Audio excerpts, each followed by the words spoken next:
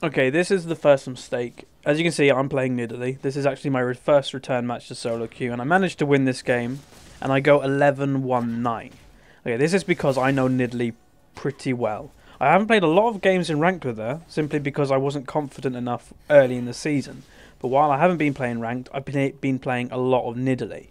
Obviously, when you play a champion, you should know that champion inside out. Now, a common mistake people make with Nidalee, as obviously she's become a lot more popular, is if you're playing AD Nidalee or something along them lines, or hybrid Nidalee, and you want to use Cougar form a lot, you have to remember her Cougar spells do not scale up with the human form spells. They scale up with her ult. So if you are playing AD Nidalee, and obviously you want her Q to do the most damage as just general poke, don't level up Q if you're playing AD Nidalee, because it will literally do nothing for you. It will level up your javelin, not your strike. Simply because the ult, as I said, levels up the Cougar spells, and the human form levels up her human spells. So if you are playing AD Nidalee, make sure you're leveling up either E or W, depending what you want to go. If I'm playing AD Nidalee, generally I level up W, as it does have better base damage. But then I go E, I level up Q last. Because it as an AD, it really doesn't give you anything having your javelin maxed. But yeah, that's a common mistake people make with Nidalee, because she has come more popular of late. So hopefully that will help people, making the right decision of leveling the spells. Okay, another mistake. There's going to be two clips side by side eventually, but both of them will be the same. I'm going to be mainly commentating on the Renekton one. The Renekton has double Dorans, and the Lee Sin does not. This means the Renekton is going for kills early. Now both of the Jax and the Lee Sin make the mistake of going a bit aggressive when they shouldn't. The Lee Sin kicks Renekton away, so now Renekton knows he has no ult up. Now both of them have a minion build up. Obviously the Fiora has a lot more minions on her side than the Renekton. But he comes back in, and they should have based by now. Both of them should have based by now. And easy kills for both of them, where these kills should have been avoided.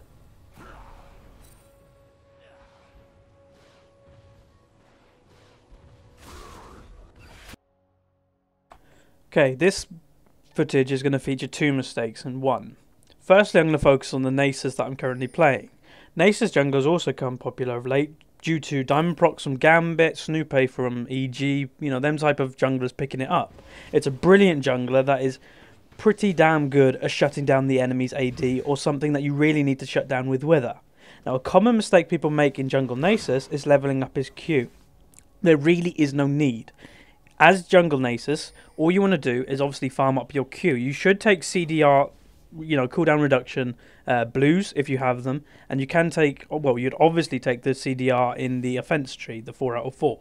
Don't level up Q on Nasus because you just want to farm it, and the utility with his Wither over his Q is a lot better. Personally, I level E over W, simply because it's a faster clear time, and all I want to do with my Q is just hit the big minions or hit whatever minions I can, but obviously prioritize the bigger minions.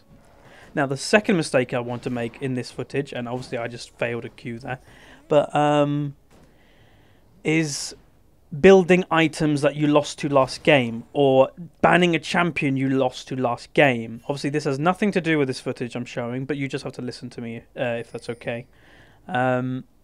A lot of people in solo queue or draft mode, if you are doing normals, ban out champions they lost to last game, which is not a good idea. A lot of people say if you've just played a solo queue game and you got owned by a Rumble top. This guy might have mained Rumble, you have no idea, but he owned your top laner, or he owned yourself, and now you've got bans. A lot of people will find that they ban the Rumble for no reason.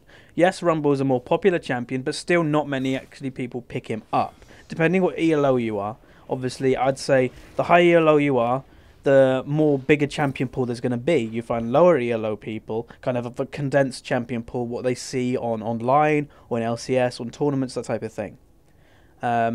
Yeah, don't build items to what you lost to last game. I've seen a lot of times people build MR when they didn't need to, simply because, they got owned by an AP mage last game. But that might not be the case this game, but yet they still build the MR. And again, banning a champion that you got owned last game does not necessarily need to ban it this game.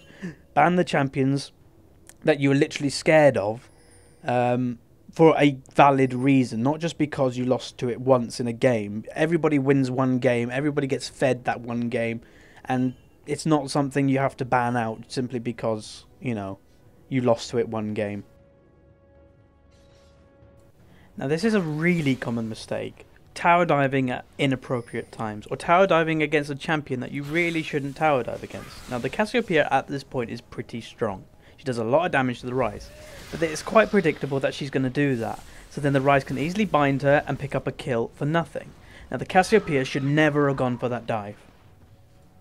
Now this is one of the most common mistakes you have in League of Legends in solo queue, or if you're not playing with friends, simply because there's a lack of communication. Now you can simply see the line. Right there is a line where all of them are split. The Blitzcrank and Cassiopeia move away, and at this point their tank Jarvan has got really low. Now if they were to fight now, they're immediately at a disadvantage with their tank being low and he has to be in the middle of the fight.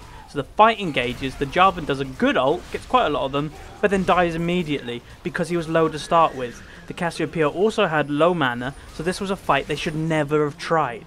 They get aced, and this was completely avoidable if they just be a bit more patient, go base, come back. You might have lost the dragon, but you wouldn't have been aced. Now that was episode 1 of Common Mistakes in League of Legends. I hope you enjoyed it and I hope you would learn something from it. Now I will say you've now got a week to get me more replays in, and I want to get these out on every single Monday, and I will be looking to make these videos better. Also, I think these videos' production quality will increase of when I learn a bit more editing, as I am also learning this as well. Now please subscribe, like and all that stuff, and remember, keep playing League of Legends.